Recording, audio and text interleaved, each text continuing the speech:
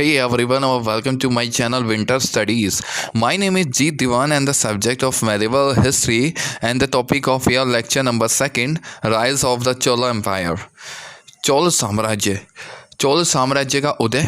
हम इस लेक्चर को 2 पार्ट में डिवाइड करेंगे, इसे 2 पार्ट में समझेंगे। पहला चोल साम्राज्य का उदय, दूसरा चोल साम्राज्य का प्रशासन।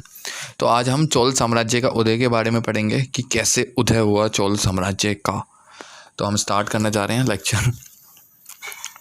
चोल साम्राज्य की स्थापना विजाल्यो ने की थी, जो आरंभ में पल्लवों का सामंत था। 850 ईस्वी में उसने तंजौर पर कब्जा कर लिया। 9वीं सदी के अंत तक चोल कांची के पल्लवों को पराजित कर चुके थे और पांडवों की शक्ति का हरण कर चुके थे। इस प्रकार अब तक पूरा दक्षिण तमिल देश उनके अधिकार में आ चुका था दोस्तों। लेकिन राष्ट्रकूटों के मुकाबले अपनी स्थितियों को सुरक्षित रखना उनके लिए बहुत कठिन गुजरा। यह चोला के लिए बहुत बड़ा आघात था, लेकिन वे शीघ्र ही इसके उभरे गए। खास तौर से 965 ईस्वी में तृतीय कृष्णा की मृत्यु के उपरांत राष्ट्रकूट साम्राज्य के विघटन के बाद राजराज और राजेंद्र प्रथम का शासनकाल में सबसे समृद्ध चोल राजा राजराज, जो कि 985 ईस्वी से 1014 ईस्वी तक, और उसका पुत्र राजेंद्र प्रथम 1014 ईस्वी से 1044 ईस्वी थे। राजराज को अपने पिता के जीवन काल में ही युवराज नियुक्त कर लिया था और सिंहासन रूढ़ होने के पूर्व ही वह प्रशासन और युद्ध का काफ़ी अनुभव प्राप्त कर चुके थे। उसने त्रिवेदम के चेरों की नौसेना को ध्वस्त कर दिया गया और कोइलजन पर हमला कर दिया। उसके बाद उसने मुदेर पर आक्रमण किया और पांडव राजा को बंदी बना लिया। उसने श्रीलंका पर भी चढ़ाई कर दी और उसने उत्तरी हिस्से को जीतकर अपने साम्राज्य में मिला लिया। इस सैनिक कार्रवाइयों का उद्देश्य अशंत ये था कि दक्षिण पूर्व एशिया देशों के साथ होने वाले व्यापार पर नियंत्रण स्थापित किया जा सके। कोरमंडल तट और मालाबार दक्षिण पूर्व एशिया देशों के साथ भारत के व्यापार के केंद्र थे। राजराज के नौसैनिक पराक्रम का एक उदाहरण मालदीव की विजय थी। राजराज ने गंगा क्षेत्र के उत्तर पश्चिमी प्रदेशों को जीतकर अपने राज्य में मिला लिया और वेगी राज्य की ईंट से ईंट बजा डाली दोस्तों। राजराज की विस्तारवादी नीति को आगे बढ़ाते हुए राजेंद्र प्रथम ने पांड्य और चेर देशों को पूर्णतः पराभूत करके अपने साम्राज्य में मिला लिया। श्रीलंका की विजय को परिपणति तक पहुंचाए हुए उसने वहां के राजा और रानी के मुकुट तथा राज चिन्ह को अपने कब्जे पर कर लिया। श्रीलंका अगले 50 वर्ष तक चोल नियंत्रण से मुक्त नहीं हो सकती। राजराज और राजेंद्र प्रथम ने अनेक स्थानों पर शिव और विष्णु के मंदिर बनवाकर अपनी विजयों की स्मृति को स्थापित प्रदान किया। इनमें से सबसे प्रसिद्ध तंजौर का राजेश्वर मंदिर था, जो कि दोस्तों 1010 ईस्वी में पूरा हुआ। चोल शासकों ने उन मंदिरों की दीवारों पर लंबे लंबे अभिलेख उत्कीर्ण करने का चलन आरंभ किया, जिनमें उनकी जीतों के ऐतिहासिक विवरण दिए जाते थे। इसलिए हमें चोलों के विषयों में उनके पूर्ववर्ती राजवंशों की अपेक्षा काफ़ी अधिक जानकारी है। राजेंद्र प्रथम के शासनकाल का एक अत्यंत उल्लेखनीय सैनिक अभियान किलिंग के रास्ते बंगाल पर किया गया।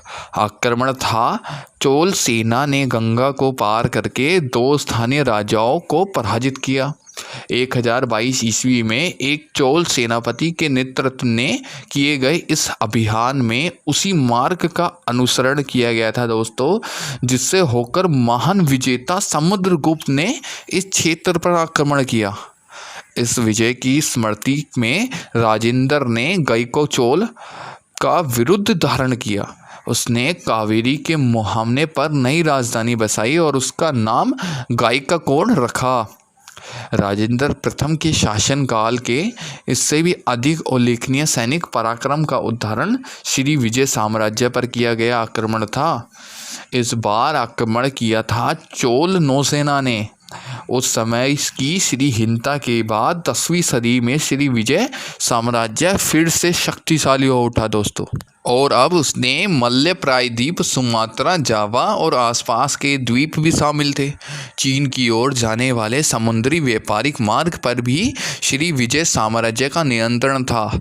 इस साम्राज्य पर शैलेंद्र राजवंश का शासन था।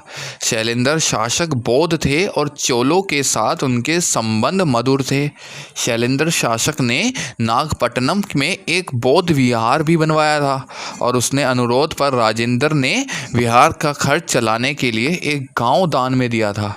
दोनों के बीच अनबन का कारण स्पष्ट ही था। वे चोल राज्य भारतीय व्यापार के मार्ग की बाधाएं दूर करना चाहते थे और चीन के साथ चोल व्यापार का विस्तार करना चाहते थे।